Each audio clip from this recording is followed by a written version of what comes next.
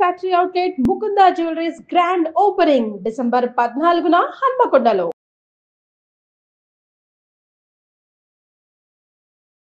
నమస్తే రమగారు. నమస్తే జయ.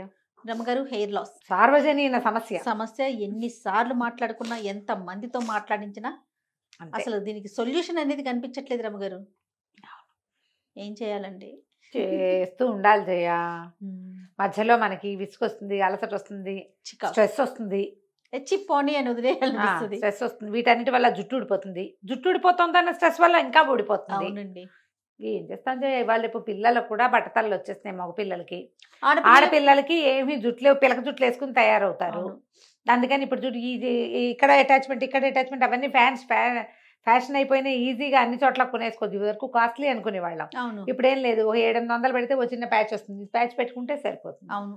ఈ గోళ్ళు తర్వాత ట్రాన్స్ప్లాంటేషన్ ఏమంటారు, హెయిర్ ట్రాన్స్ప్లాంటేషన్, రీగ్రోత్కి ఏదో తయారు చేయటము, ఆ నూనెలు ఈ నూనెలు అవేవో ఇంట్లో చేసుకోవటాలు, హెయిర్ ప్యాక్లు, హెయిర్ మాస్కులు ఇవి సొంతంగా చేసుకునేవి, నాయనమ్మ చిట్కాలు, అమ్మమ్మ చిట్కాలు, మధ్యలో రమారావు గారి చిట్కాలు, బోళ్ళని చిట్కాలు. ఎప్పుడు కూడా మనకి జీవితం కాన్స్టెంట్ గా ఒకే రకంగా మన జీవితాలు నడవు ఎవరికైనా. తర్వాత ప్రతి నెల ఒంట్లో తత్వం మారుతూ ఉంటుంది. వాతావరణాన్ని బట్టి మారేది కొంత, మన స్ట్రెస్ లెవెల్స్ని బట్టి మారేది కొంత, ఆరోగ్యంలో వచ్చే తేడాలు, థైరాయిడ్లు, హైపోథైరాయిడిజము అలాంటివి ఏమైనా వస్తే వాటికి, చిన్న చిన్న పిల్లలకే తెల్ల జుట్లు, చాలా సమస్య, బారెడు జడలు ఉన్న వాళ్ళు ఎవరో ఇద్దరో ముగ్గురో కనపడతారు. మనం ఇన్స్టా చూస్తూ ఉంటే ఓ ఇద్దరు అమ్మాయిలు ఉంటారు, ఇంత పొడుగు జడలు వేసుకుని జడే చూపించే అందగత్తెలు ఇద్దరే ఉంటారు. మిగిలిన వాళ్ళందరికీ మామూలు జుట్లే, మనకు మళ్ళీ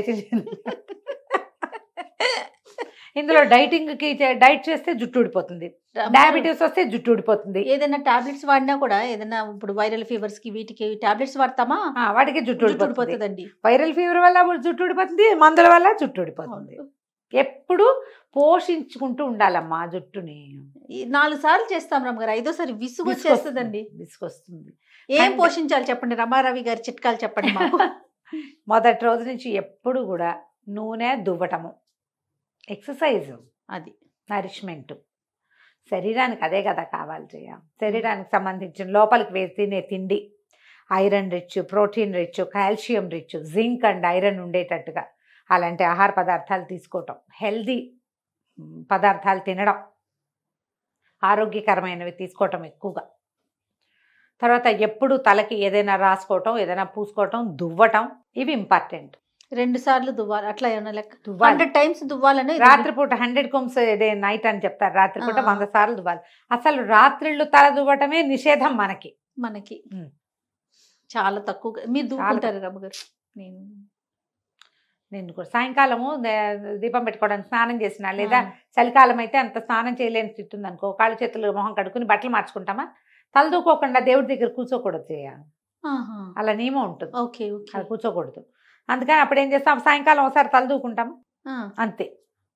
ఓ తల 100 combs దువ్వి ఇల్లంతా జుట్టు ఎక్కడేస్తాం, ఏదో 2 సార్లు దూకుని కొంచెం సరిగ్గా కాస్త మొహం బాగుండేటట్టు, అంతకంటే చెయ్యం. కానీ రాత్రిపూట తల దూకోవాలని, దూకుని గట్టిగా జడ బిగించి వేసుకుని పడుకుంటే గ్రోత్ వస్తుందని చెప్తారు పెద్దవాళ్ళు చాలా మంది. కానీ మనం చూడండి, మీరు సీరియల్స్లో కానీ బాలీవుడ్ సీరియల్స్లో అట్లా చూడండి, సాయంత్రం పూట జుట్టు వదులుకొని పడుకుంటారు. అబ్జర్వ్ చేశారా మీరు? జుట్టు విప్పి విడి జుట్టుతో పడుకునే పద్ధతిని చూస్తాం మనం. మీరు కూడా అన్నారా అమ్మగారు? నాకు క్లిప్ కదా, క్లిప్ గుచ్చుకుంటుంది. ఏదైనా కొంచెం తలలో నూనె ఉందనుకో, 2 అలికలు ఈ బుజ్జి జుట్టునే ఒక చిన్న రబ్బర్ బ్యాండ్ పెట్టుకుని పడుకుంటాను నేను. ఓపిక ఉంటే, లేకపోతే క్లిప్ తీసి పక్కకు పెట్టే పడుకుంటాను నేను కూడా. ఎన్నేళ్ల నుంచో. ఏం చేస్తాం, తప్పదు కదా పరిస్థితిని బట్టి.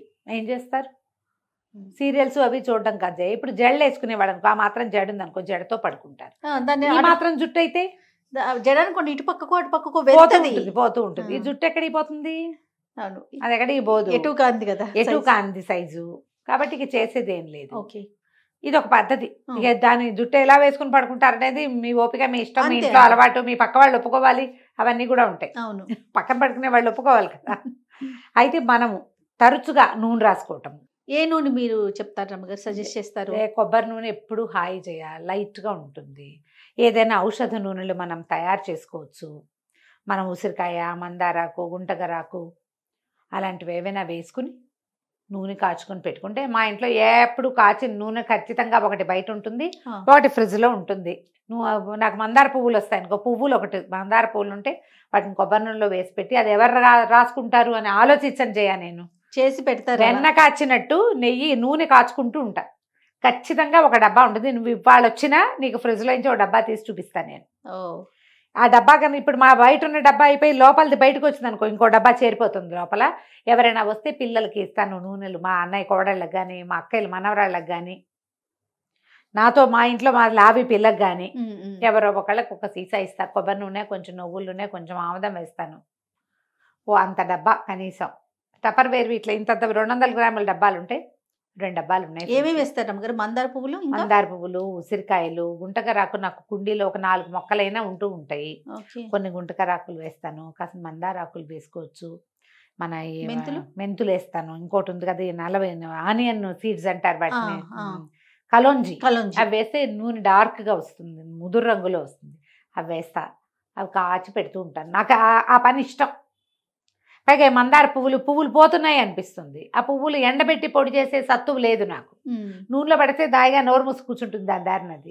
అలా ఏదైనా ఒక నూనె మీకు నచ్చింది, కొబ్బరి నూనె, నువ్వుల నూనె. ఈ నూనెలతో ఏంటంటే కంటిన్యూస్గా నూనెతోటే ఉండలేకపోతాం. అవును, ఇంట్లో ఉంటే సరే, బయటకు వెళ్ళేటప్పుడు ఆ నూనె రాసుకుని జిడ్డోడుతూ ఏం వెళ్తారు, చిట్టామదల్లాగా వెళ్ళలేరు. ఇది ఒక ప్రాబ్లం. మనం తలంటి పోసుకునేటప్పుడు పొద్దునేనో ముందు రోజు సాయంత్రమో కొంచెం ఆముదం వెచ్చబెట్టి పట్టించుకోండి తలకి. ఆముదం కూడా వెచ్చిపెట్టి పెట్టాలా? బాగుంటుంది. పల్చగా అయ్యి చకచక స్ప్రెడ్ అవుతుంది. లేకపోతే సుధలా ఉంటుంది కదా, అది కొంచెం చిక్కగా ఉంటుంది. వెచ్చబెడితే ఒక్క రవ్వ పలచబడుతుంది కొంచెం. మరి పెట్టుకున్నాక బానే ఉంటుంది? బానే ఉంటుంది, మామూలుగానే ఉంటుంది. ఓకే, చాలా లూజ్గా అయిపోదు, అది కొంచెం ఈజీగా స్ప్రెడ్ అవుతుంది. కొబ్బరి నూనె అయినా వెచ్చబెట్టి రాసుకోవచ్చు. తలకి నూనె రాసుకొని కాసేపు నాననిచ్చి రుద్దుకుంటే జుట్టు మృదువుగా మెత్తగా ఉంటుంది, సపల్గా ఉంటుంది.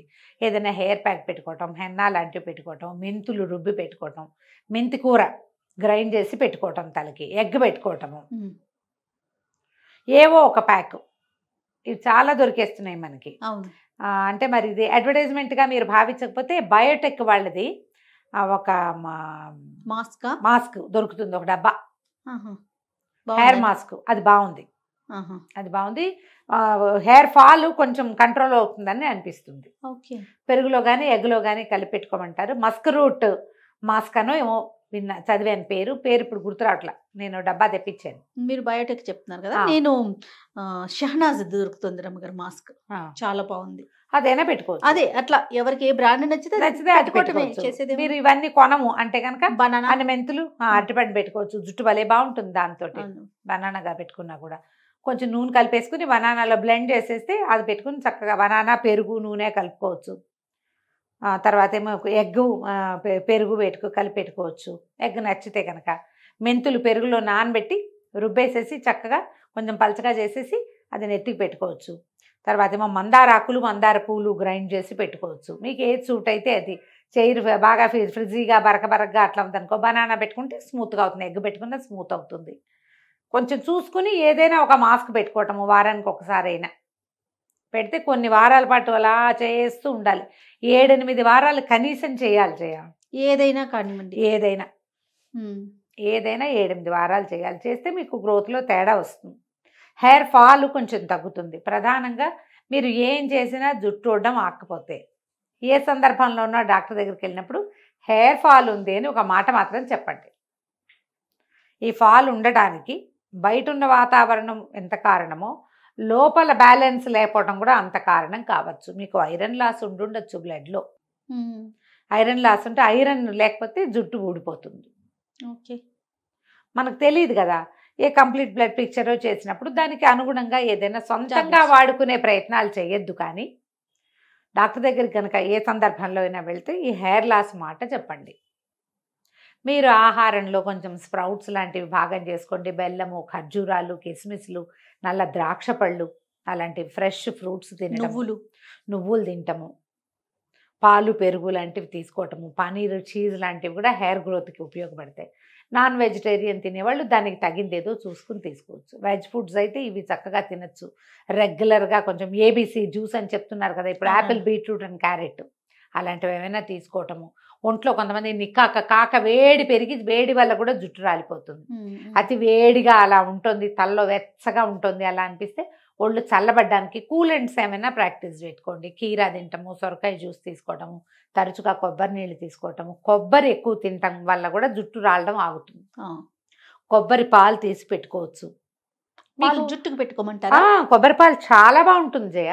అవునండి, జుట్టు డార్క్ అవుతుంది బాగా. ఓకే. పాలు ఏముంది, కొబ్బరి మెత్తగా గ్రైండ్ చేసేసి బట్టలు వేసి గట్టిగా పిండేస్తే చిక్కగా వస్తాయి పాలు. దాంట్లో కావాలంటే కొంచెం శనగపిండి కలిపి పెట్టుకోండి. ఆ పాలే తలకి పట్టించుకుంటే జుట్టు చాలా బాగుంటుంది జయ. ఎప్పుడు ట్రై చేయలేదా? నేను ట్రై చేయలేదండి. భలే బాగుంటుంది. ఓకే, జుట్టుకి చాలా మంచిది.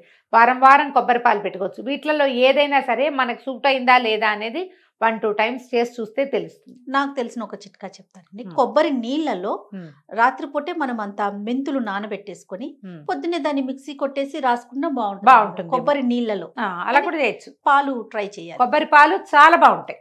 ఓకే. దాన్ని ఇంకా ఏం చేసి మనం పిండేస్తాము పాలని, నీళ్ళు పోసి గ్రైండ్ చేస్తాం కదా. ఈ కొబ్బరి పాలను ఎత్తి ఫ్రిడ్జ్లో పెట్టామనుకో, 1 గంట గంటన్నరకి నీరు తగ్గిపోయి చిక్కగా కొబ్బరి క్రీమ్ పైకి తేలుతుంది.